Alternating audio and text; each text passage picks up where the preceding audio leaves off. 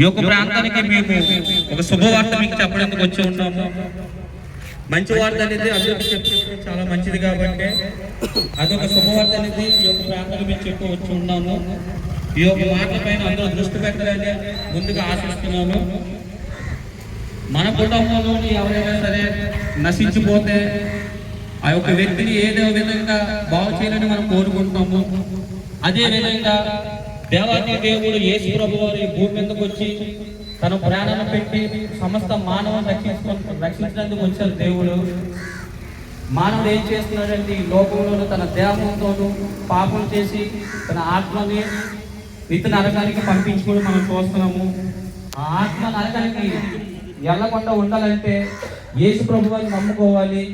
ఆయనే మన పాపాలను తీసే దేవుడు, సమస్త మానవ సృష్టించే సృష్టికర్త ఉన్న యేసు ప్రభు వారు. ఏదో మామూలుగా చెప్పి వెళ్ళిపోవడం రాలేదండి. ఎందుకంటే మీరందరూ మా కుటుంబమే. కుటుంబంలో ఎవరైనా పాడైపోవడం నశించిపోవడం మాకు ఇష్టం లేదు కాబట్టి యేసు ప్రభు వారు సర్వలోకానికి వెళ్ళి సువార్తను ప్రకటించమని చెప్పారు.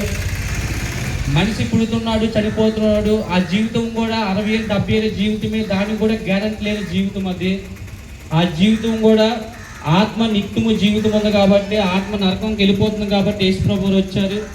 ఆయన నమ్ముకోని ముందు ఆయనే నా దేవుడు, ఆయన నా రాజు, ఆయన నమ్ముకుంటే నాకు పరలోకం ఉందంటే ముందు విశ్వాసం ఉంచాలి.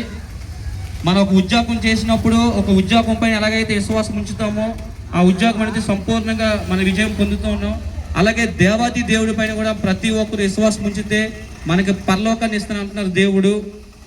గొంగుల కొరకు తన రూపాన్ని మార్చుకునేందుకు సీతాకోక చిలకగా ఎలాగ మారుతుందో, ఒక విత్తనం వేస్తే విత్తనం రూపం ఎలాగ మారుతుందో, మన దేహం మట్టిలోకి వెళ్ళిపోయిన తర్వాత మన ఆత్మ కూడా రూపం మారుతుంది. కాబట్టి ఆ ఆత్మ నరకంలోకి వెళ్ళిపోకుండా దేవుడిని నమ్ముకుంటే నిత్య జీవం ఉందని ప్రతి ఒక్కరు ఆశించాలని ఈ ప్రాంతానికి వచ్చి ఉన్నాము. ఏదో మామూలు చెప్పేస్తున్నామని కాదండి.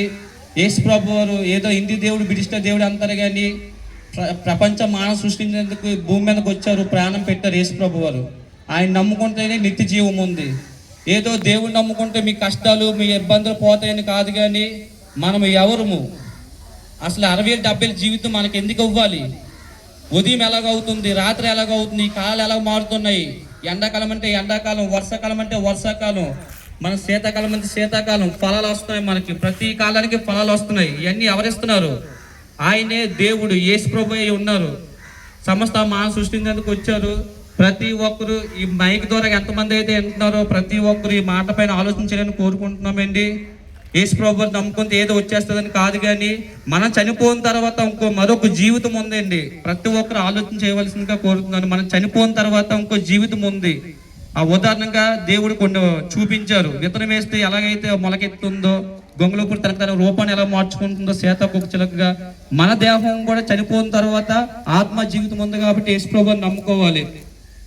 మన కుటుంబం కూడా శ్వసనంలో ఒంటరిగా పెట్టేసి వదిలేసి వెళ్ళిపోతారు. చివరికి దిక్కు ఎవరు? మనకి దేవుడే దిక్కు. ఒంటరిగా పుట్టాము, ఒంటరిగా చనిపోతాము. చనిపోయిన తర్వాత మన పరిస్థితి ఏంటి? మనం ఆలోచన చేయాలి. చనిపోయిన తర్వాత మరో జీవితం ఉంది. ఆ జీవితం కొరకే యేసు ప్రభువుని నమ్ముకోవాలి. అంతేగాని మీ కష్టాలు పోతాయి, మీ ఇబ్బందులు పోతాయి, మీ బాధలు పోతాయని కాదు. యేసు ప్రభువుని నమ్ముకుంటే మరొక జీవితం ఉంది. ఈ లోకంలోనూ మనం పాపం చేస్తున్నాం. ఉదాహరణగా మీకు చెప్పాలంటే మన కాలుకి కానీ ఏదైనా బురద అంటుకెళ్తే ఇంట్లోకి వెళ్ళిపోతాం. ఏంటి శుభ్రం చేసుకోను ఇంట్లోకి వెళ్తాం. ఎందుకు శుభ్రం చేసుకుంటాం? కాలుకు బురద ఉంది కాబట్టి. అలాగే ఈ దేహంతో మన పాపాలు చేసి మన ఆత్మ శుభ్రం చేసుకోవాలంటే నమ్మి బాప్టిజం తీసుకోవాలి. ఏదో మత మార్పుడు, కులాల మత మార్పుడు కాదండి. యేసు ప్రభువుని నమ్ముకుంటే నిజమైన జీవితం ఉంది కాబట్టి మేము చెప్పడానికి వచ్చాము. ఆయన మన అందరి కొరకు ప్రాణం పెట్టారు. ఎక్కడ ఆయన అన్యాయం చేయలేదు. ప్రతి ఒక్కరిని ప్రేమించుతున్నారు దేవుడు.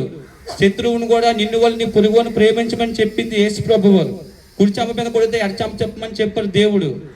చాలా మంది ఏమనుకుంటున్నారంటే మత మార్పుడు అనుకుంటారు. మత మార్పుడు కాదండి. యేసు ప్రభువుని నమ్ముకుంటే అనంత జీవితం ఉంది, పరలోకం ఉంది. ఆయన నమ్ముకుంటే మరొక జీవితం ఉందండి. ఈ మైక్ ద్వారా ఎంతమంది అయితే అన్నారో మీకు డౌట్స్ ఉన్నాయి, మా పాంప్లెట్స్ ఉన్నాయి. మా official colony church of Christ అండి, క్రీస్తు సంఘము కలర్ దగ్గర ఉంటుంది. మీకు ఏం డౌట్స్ ఉన్నా ఫోన్ చేయొచ్చు. మీరందరూ మా కుటుంబం అండి. మా కుటుంబం కాబట్టి ఎవరు పాడవకూడదని ఈ ప్రాంతానికి వచ్చి మైక్ ద్వారా చెప్తున్నామండి. అందరూ నమ్ముకోవాలి యేసు ప్రభువుని. అందరూ నమ్ముకోను, అందరూ ఆయనతో కలిసి ఉండాలి, పరలోకంలో ఉండాలి అందరూను. ఈ జీవితంలోనూ గ్యారంటీ లేని జీవితం ఇది. ఏ టైంలో చనిపోతామో తెలియదు. చనిపోయిన జీవితం గురించి ఆశించకండి. మరో జీవితం ఉంది. మరో జీవితం గురించి మీరు అందరూ ఆశించాలని నేను కోరుకుంటున్నాను. అందరిని దేవుడు దీవించిన గాక. అందరికీ వందనాలు.